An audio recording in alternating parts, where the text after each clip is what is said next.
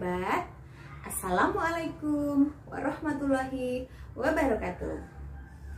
Bagaimana kabar kalian hari ini? Semoga kalian semua dalam keadaan sehat ya. Hari ini bersama Bu Ana kita akan belajar tentang sistem peredaran darah pada manusia. Apa itu sistem peredaran darah? Ya, sistem peredaran darah adalah mengalirnya darah di dalam tubuh. Sistem peredaran darah ada dua macam. Satu, sistem peredaran darah kecil. Dua, sistem peredaran darah besar.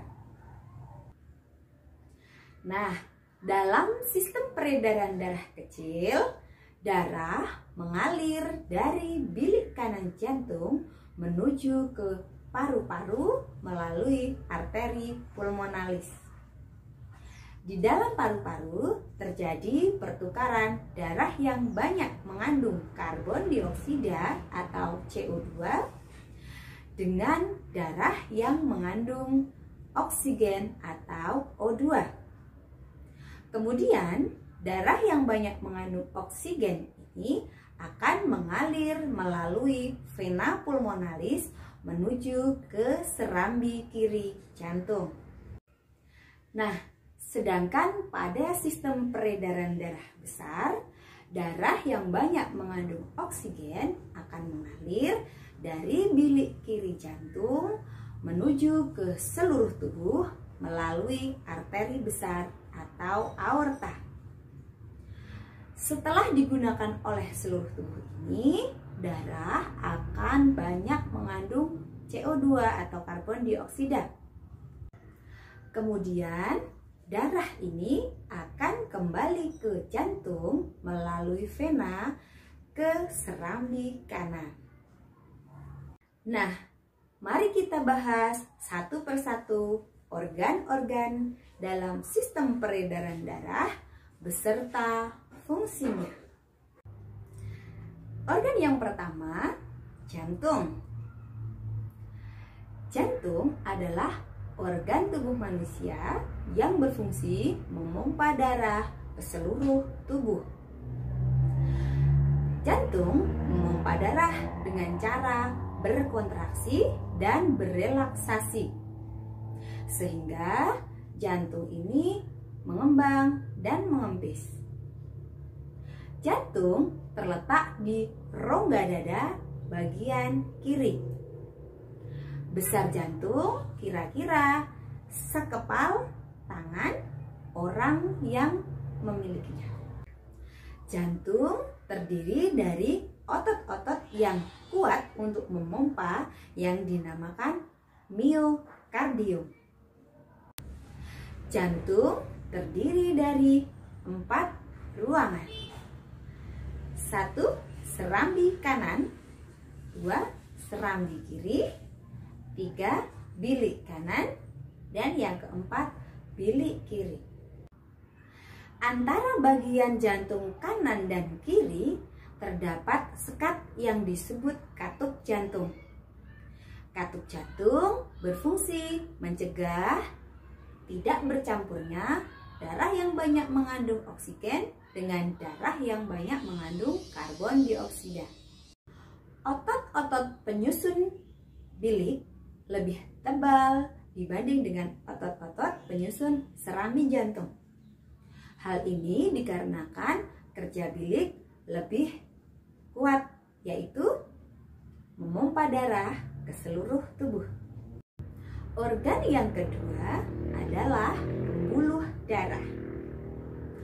Pembuluh darah adalah tempat mengalirnya darah dari jantung ke seluruh tubuh dan dari seluruh tubuh kembali ke jantung. Pembuluh darah terdiri dari dua macam, yaitu pembuluh nadi dan pembuluh balik.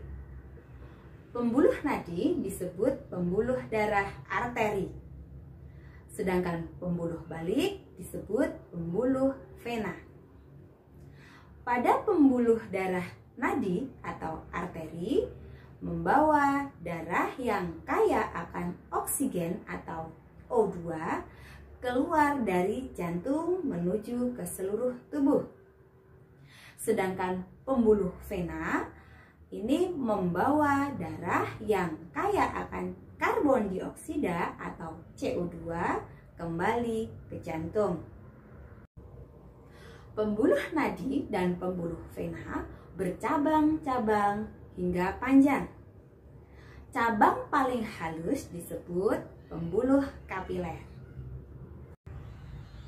Di dalam pembuluh kapiler ini terjadi pertukaran antara darah yang banyak mengandung O2 dengan darah yang banyak mengandung CO2. Jika dihubungkan seluruh pembuluh darah yang ada dalam tubuh kita, sekitar panjangnya mencapai 160.000 km. Bisa dibayangkan panjangnya? Panjang sekali, bukan?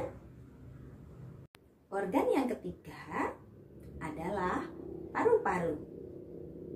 Paru-paru memiliki peranan penting dalam sistem peredaran darah. Paru-paru berfungsi sebagai penyuplai oksigen dalam darah. Selain 3 organ tadi, yang tidak kalah penting dalam sistem peredaran darah yaitu adalah darah itu sendiri. Darah berfungsi sebagai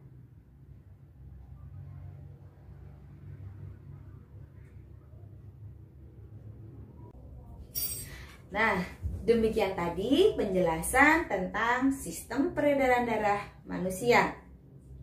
Di lain kesempatan kita akan membahas beberapa gangguan yang bisa menyerang pada sistem peredaran darah manusia. Tetap jaga kesehatan dengan cara mencuci tangan menggunakan sabun, menggunakan masker kemanapun kalian pergi, kemudian menjaga jarak aman dengan siapapun. Demikian yang dapat Bu Guru sampaikan. Terima kasih. Wassalamualaikum warahmatullahi wabarakatuh.